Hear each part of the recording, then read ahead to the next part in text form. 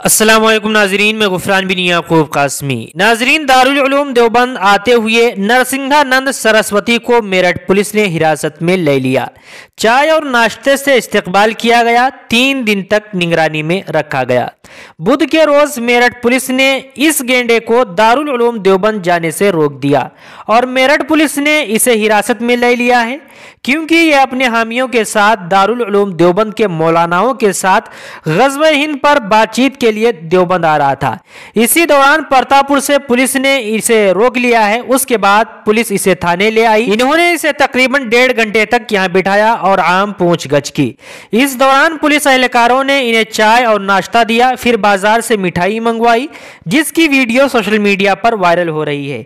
उसके बाद पुलिस उसे डासना मंदिर ले गई। यहाँ इन्हें 3 दिन तक घर में नजरबंद रखा गया। हिरासत में लिए गए इस गेंडे ने बताया कि वो सहारनपुर के देवबंद में दारुल उलूम के उलमाए किराम के साथ ग़ज़वे हिंद पर तबादला ख्याल करने जा रहा था। इस तरह रोके जाने पर इसने नाराजगी का इजहार किया। इसने कहा है कि मौलाना ग़ज़वे हिंद को इस्लामी कह रहे हैं, मैं यही समझ रहा था, लेकिन बुनियाद परस्त मौलानाओं के चेलों ने सोशल मीडिया पर इस मुलाकात के बारे में गलत बातें पोस्ट की।